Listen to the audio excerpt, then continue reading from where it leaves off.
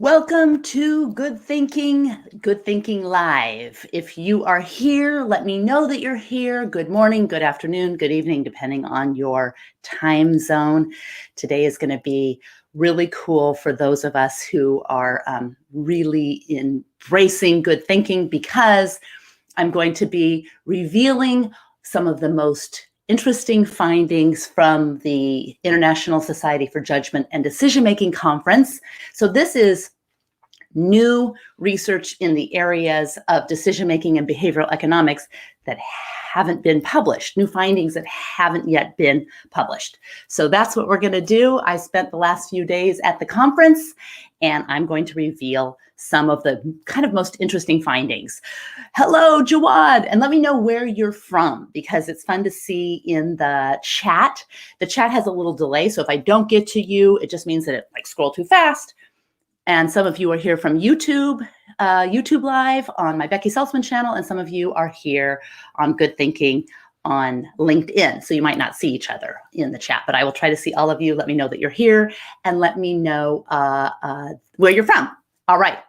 So this conference was fantastic, because in the past, the conference, you had to go from plenary session to breakout session. And if there was a series of 3 presenters or paper presenters that were presenting their research, you would have to run from place to place, and you couldn't really get to all the things that you wanted to get to. Now, I still was unable to attend all of the events, but in a virtual world, I could click from room to room. And I thought, wow, this is really an upside of doing a virtual conference. We'll see how CES does it come January. That'll be an interesting adventure. So maybe I'll report back on some of the CES, Consumer Electronics Show findings.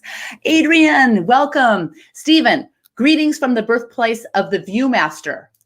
That is, okay, that's, okay, you get a rubber chicken. That is fantastic. Viewmaster, how many of you remember a Viewmaster?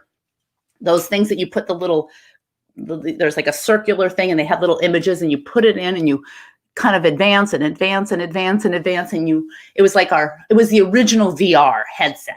Anyway, I didn't know it was invented here in Portland. Let's get started. There's 2 things I want to start with before getting deep into the research. And what I'm going to do is just a very, very quick summary of actionable things that you can use from each of these studies. And I'm going to try to get through as many as possible in the next 20 to 30 minutes, and then we'll be peace out for the week. All right.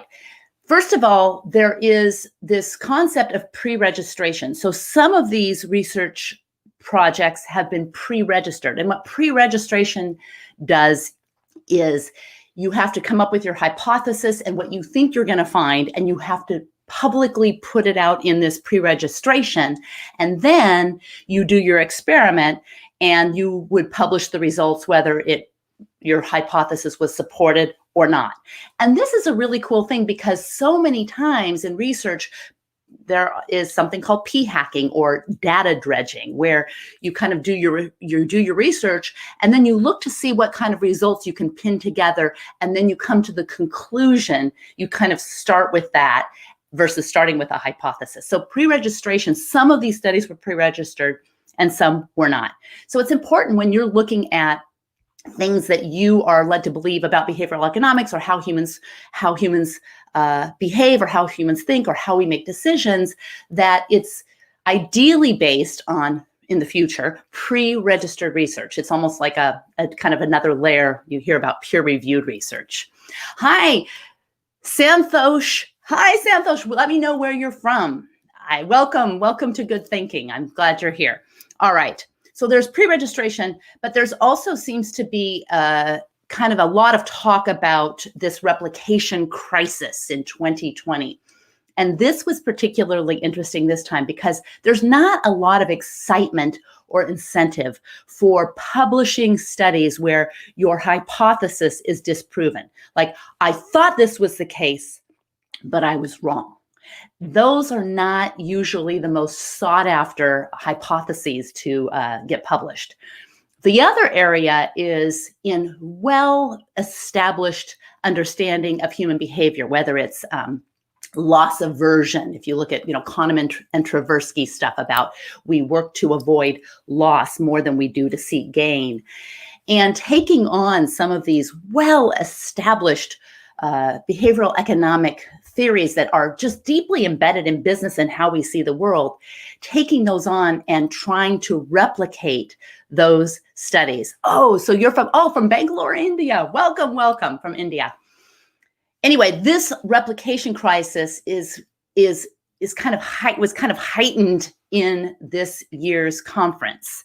And this has ramifications for medicine when medical devices or medicines and the studies are done and they're not able to be replicated. You can see where that might have an implication for your own personal life, but also as we're making decisions based on some of the things that we've been led to believe, and then a new researcher takes on these studies and is unable to replicate them. It's kind of a thankless task, but it's very important. And it was nice to see that those two things, the pre-registration and the replication issue, were addressed. All right, let's get into the research. We're going to get into the research. I have some questions for you. What I want to know is kind of what your intuitions are about some of this, and then we'll see if the research supports your intuitions. So, do you think that people help others more in the face of more harm? So when someone is more harmed versus like a minor harm, do you think people help more or less? Help more, help less in the face of more harm. Well, Polly Kang at the University of Pennsylvania and her team from Penn and the University of Singapore. So a lot of these are collaborations between scientists from all over the world, which makes it very cool too. They looked at whether major disasters motivated good behavior. And in the industry, good behavior is called pro-social behavior. So you hear that, pro-social behavior. And they found that major disasters and harm actually demotivate pro-social behavior, and small harm motivates it. So we had Dane saying more and April saying less. Ding, ding, ding, ding, ding, April, less. So the more harm, the less pro-social or helping behavior. I think it gets to, the intuition might be that it gets to the fact that people just say, okay, this is overwhelming, I can't deal with it, versus I can really make a difference here. So when you hear the research results, it's very easy to intuit what that might mean. And that's why data dredging and p-hacking is so difficult, because if you see the results and you go, okay, it could mean this, because human beings are storytellers. And we've got this clustering illusion where we try to make sense of all, put together things, correlations, and think that they're causations and all of those cognitive biases. So it's fun to start with your intuition and then see the results, because if you see the results first, then your intuition tends to support, oh yeah, I can understand how that works. All right. Ania, I'm going to try to pronounce these names because I want to give credit to these incredible researchers. Ania Jaroszewicz, at Harvard, looked at beliefs about need and informal help. And this researcher found that potential helpers underestimate others' needs, even though they're happy to help. So these are two helping pro-social behavior studies. So when you see someone that needs help, we tend to underestimate the amount of help they need. And people who need help tend to not see how we're underestimating it. So the people who need help also tend to underestimate the amount of help they will get. So this becomes a virtuous cycle, rather, in the person that needs help thinks the person's unlikely to help, and the person that sees the person needing help thinks that they need less help. So what could one do as a result of this?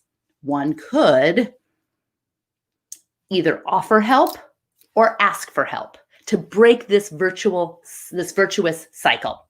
All right, so I thought that was an interesting study. All right, next was Ilyana Ritov from Hebrew University and Amos Schur from Ben-Gurion University looked at the difference between how we perceive employees versus contractors. Now, in this gig economy, you can imagine that this is a big, big deal. So what do you think they found in terms of value? Did they find that contractors were valued more or actually employees were valued more. And you could make intuitions for both. You could say, wow, we need to hire a contractor because literally they're an expert and we don't have this within our pool.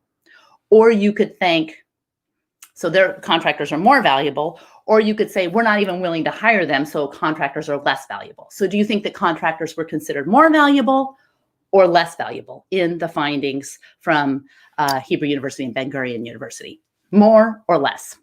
Well, 3 experiments that they conducted demonstrated that contractors, where contractor pricing replaces actual traditional wage setting. So you think, okay, this is as much as we have in a budget for a contractor versus like, this is the wage. It lowered the freelance contractors' perceived value and it lowered their actual earnings. So if you are someone looking at either as an employee or as an employer, beware of this sneaky bias. All right, next up, Eleanor Batu from the University College of London and a team of researchers found that if you're like most consumers, you would rather invest with a financial advisor that gave forecasts indicating a very precise number or a range of numbers. What do you think? A precise number or range of numbers? So your financial advisor says, you could really expect to have an 8.3% return versus you're going to have a return of, 6% to 10%, making this up. Well, so Stephen says, depends if, so going back to the contractor, Stephen says, depends if the contractor was brought in to clean up a mess or avoid employee overhead. Okay, I'm really glad you said this, and I'm going to get back to the financial advisor in a minute because Stephen speaks to, and Santosh says less. Stephen speaks to something that's really interesting with all of this research. When you read in the New York Times or the Wall Street Journal a headline, contractors paid less, all of this research in every paper presented were comprised of multiple studies looking at confounding variables. And then after each paper was presented, the other people that were hired to interrogate the research would pick at it and question and offer direction for where there might be confounding variables, like what Stephen put, where there might be opportunities for future research. And it was always received by the paper presenter as really great feedback. And this is an example of critical thinking in action where people don't take offense, like, oh, you've criticized my research or you've told me where there may be a flaw in my findings. But what happens when this research comes out and you see a headline on, the New York Times saying contractors valued less, it kind of depends because even this research has a lot of confounding variables. So back to the financial. April, ding, ding, ding. Okay, you're the rubber chicken queen today because April is right. People prefer precise information from their financial advisors. Even though we know that there's massive uncertainty in the market, no financial advisor can ever pinpoint because there's just there's too much tremendous uncertainty to ever be precise. But if the forecast is wrong, precise forecasts are more likely to erode trust in the advisor than more range forecasts that turn out to be wrong. So in the rare event that you say your financial return will be 5.37%, probably be more like 5%, and it's exactly right, which is very unlikely, you will be more safe as a financial advisor and as someone listening to financial advice to accept a range because it's more likely to be a range. There's just too much uncertainty in the market. All right. So fantastic. You got that right on precise. Next one. How do you think people judge organizations that they have cheated? So let's say someone works for a company and they cheated the company. Maybe they embezzled, maybe they did something else, whatever, but they cheated the company and they were either busted or, it became aware that they cheated the company. Do you think that they would then be more likely to speak favorably of the company or unfavorably of the company? For example, would they say something like, well, that company made so much money and screwed me out of a bonus anyway? Or would they say, it's a wonderful company. I really think it's, I shouldn't have done this. I'm contrite. Would they be more likely to speak fairly or unfairly of the company? This might be an easy, intuitive one.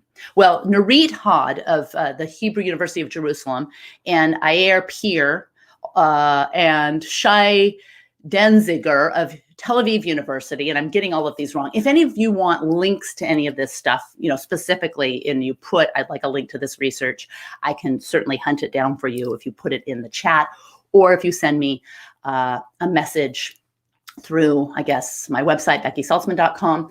I'll send you that research. Also, if you're on YouTube and you put in the comments that you want that research, if you subscribe to Becky Saltzman and you hit that bell so that you get notifications, I can try to upload some of the research. All right. So Stephen says they'll try to rationalize, and April says unfairly. So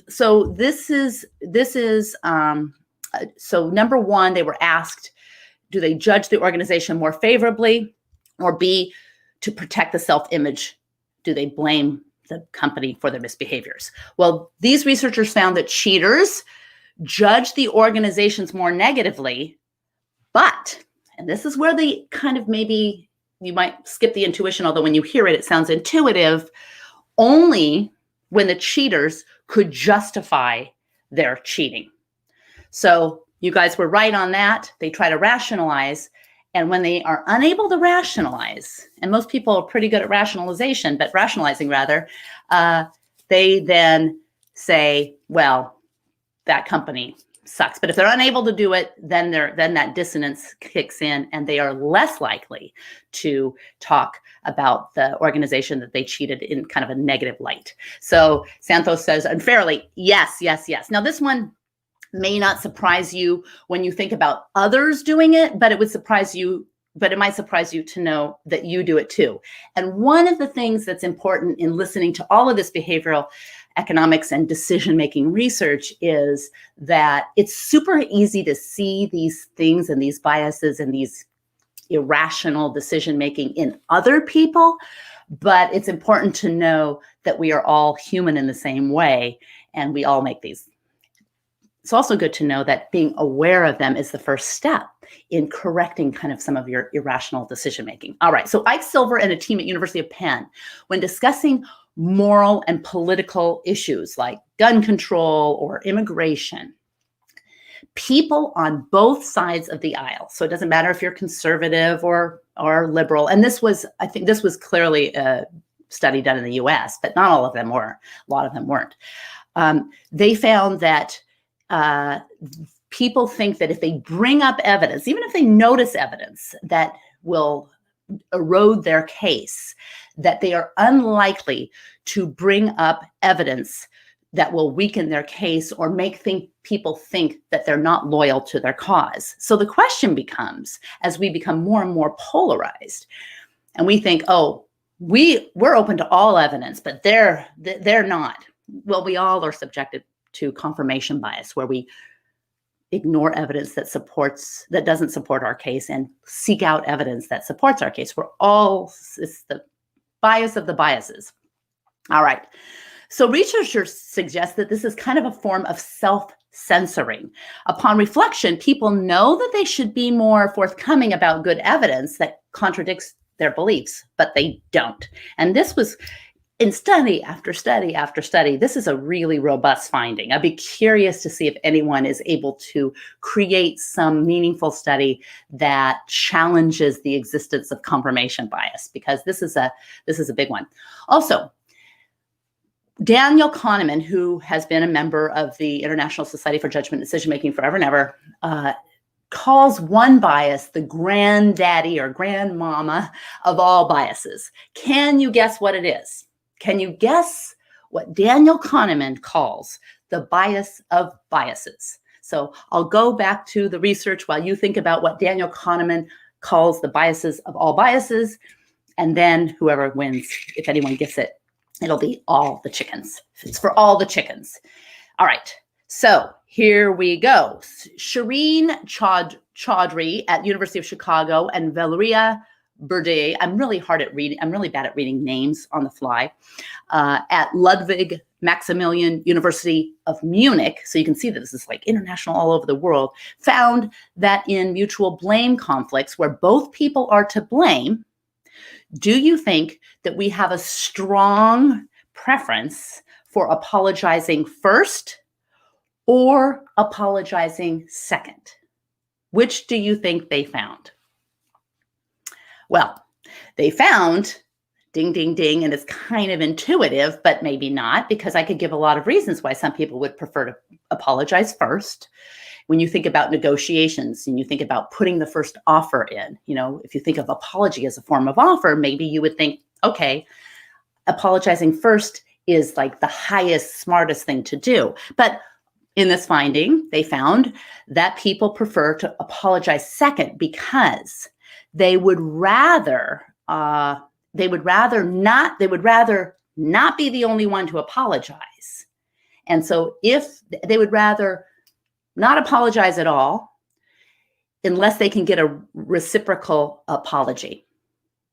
So this leads to most people prefer to apologize second, and this leads to an unnecessary apology stalemate. This goes to that whole prison experiment. This supports a lot of past research, but it's not necessarily 100% intuitive. So April says apologize first. Like if you are well versed in negotiations and conflict resolution, you're probably going to say apologize first because you know the efficacy, you know how that can work. But this research found that most people prefer to apologize second because they don't want to be the only one. They don't want to be the only one. All right. So next chunk of research, we'll just see how much we can just get through. Do you think it's a saving face mechanism? Yeah, I think it's a saving face mechanism, April asks. And Santhush said first as well, because probably many of you here on Good Thinking know some of the better ways of doing it, and you might assume other people know that too. So I do think it's a face-saving mechanism, especially if the reason, and this is some of the things that they found, was that people did not want to be the only one to apologize. But you have to ask yourself, why? Really, what's the harm in being the only one to apologize? Well, maybe it would make them feel like they were the only one that did something wrong in a mutual blame scenario. So that could be. I think it is a face-saving mechanism. Haley Blunden and Jawan Ju and Ariel Crystal and Ashley Willens, all of Harvard, found that people tend to ask for feedback more than they ask for advice. But their findings, and this is one of my favorites. So for those of you who have stuck around, this is one of my favorite studies because I think it's so applicable and so immediately actionable. Do you think that people got more benefit, and I'm putting a little bit of a judgment into more benefit, but more benefit from asking for feedback or asking for advice? And if you definitely share in the comments. Do you think that people got more benefit from asking for feedback or asking for advice? Well, in this study, and then this was across, I think, 4 different studies, it was found that asking for advice versus asking for feedback yields more critical, actionable, and useful comments. So anytime that you're going into your manager or you've had an interview and you want to know how things went, any situation you can think of. So Brenda says advice. Stephen says advice. Yes. Advice it is. Rubber chickens, feedback. April says feedback. Tahar says advice. Well, these 4 studies found that you get more juice, more real, usable, actionable information asking for advice versus feedback. So that simple switch, and that's why I love that piece of research, because it was robust and also it's actionable. Some of the stuff you have to figure out. This is like, every time I'm going to ask for feedback now, I'm going to switch it to advice. You might find that it's a little bit harsher. And also, when you're asked for feedback as a manager, you may want to take that as turning it around and saying, I have a question for you. Would you rather have feedback or would you rather have advice? Now, here's the deal. April asked a really good question, and she says, good to know, what did they say? I think that's a really good question, because at the end of this, the researchers always project why they think, what their intuition is as to why. But you could really come up with equal intuitions for all kinds of results. So I don't think this one, I remember the specific speculation as to why, but when they do speculate, you find that their intuition is something that you're like, okay, I could have figured that out too, but I could have also answered that. I could have also had intuitions for the opposite finding. So one of the things is to just start with your intuition and then see the result and see if you can challenge your own intuition. And this is why intuitions can be misleading. We'll do good thinking on when you can and can't trust your intuition, because it's very specific. And if you have any intuition about your intuition, I think we address that in my LinkedIn learning course, Critical Thinking for Better Judgment and Decision Making. I think it's in that one. All right. Okay, so now Hannah Collins, Julia Minson, and Francesca Gino at Harvard, and Charles Dorison at Northwestern looked at where strongly held beliefs collide. This is a pretty hot topic right now. And they had 3 experiments, so 3 online experiments and a field experiment using a huge data set. So these people are coming at these conclusions with a whole bunch of research, not just like one study that shows it, but poking and prodding and poking and then presenting their findings. That's what makes it so fun. And I don't think any of this is published research. So they found that they found that people believe they're able to combine goals of learning and persuasion. So when you're talking with someone that you have a different perspective on, maybe you're debating them, maybe you're having a Facebook argument, maybe you're having an argument around the Christmas or Thanksgiving or Hanukkah table or whatever, that you believe that you are really listening and making arguments with both listening and persuasion, with the goal of learning rather, and the goal of persuading. But you believe that the opponent, your opponent, or the person who believes something different than you, is only looking to have this conversation to what? To learn or to persuade? What's your intuition? You think that you're having the conversation to learn and persuade, but you think that the other person has the goal of learning or persuading, or maybe both. What do you think? Yes. Now, April, when you say, can you post that paper? Because it's scrolling, because it's scrolling, let me know what paper you want to post, because I have a frog in my throat, excuse me. Because then I'll know, because it's out of order. So let me know if you want me to post a specific paper, say post the paper on such and such, and then I'll remember to do that. And I'll probably have to find it and see how public it is, but I can send you a link. Persuade. Okay, persuade feedback. All right. So anyway, turns out that they believe, persuade. So April says persuade. Absolutely. People think that they're listening to learn and persuade, but their opponent or the person that they're arguing with is only listening to persuade. And that makes intuitive sense. But across a whole bunch of studies, they found this to be true. All right.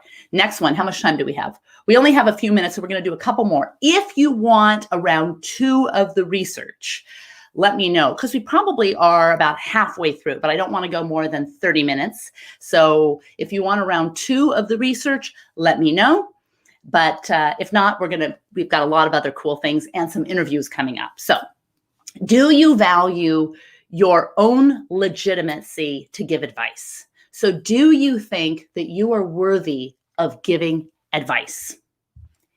Worthy or not worthy? And I guess I would think to myself, well, it depends.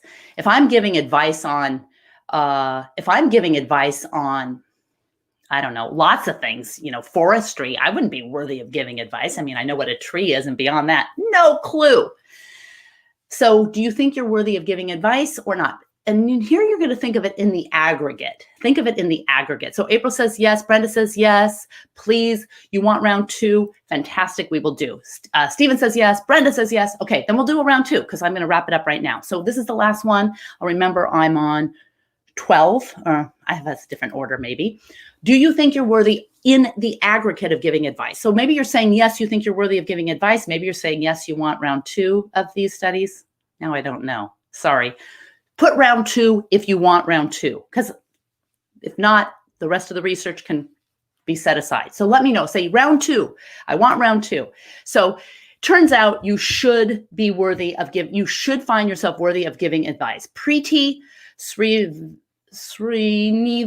at Stanford and the team conducted a series of studies that found that unsolicited advice is valued more or less than people anticipate. This is the last question. We're going to go a few minutes over 30 minutes, just a minute over 30 minutes. Tahar says yes. Do you think round 2? Round 2. Good. Yes.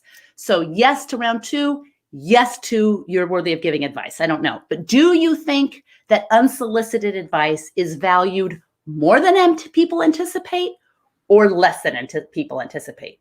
You know, people say, most people don't like unsolicited advice. Do you think that's true?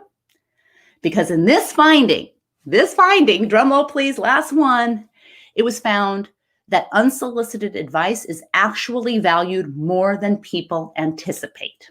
Now, that doesn't mean you should go around telling everyone every thought you ever have, but turns out people believe that unsolicited advice is valued far less than it actually is. So you should be Tahar says more. Yes, so it is valued more. And April says that unsolicited advice is not valuable. Well, it turns out that across this whole study, they found that unsolicited advice was actually valued more than people thought. Now, that might be that they thought it was not valued at all, and it was just valued a little bit. But remember your unsolicited advice.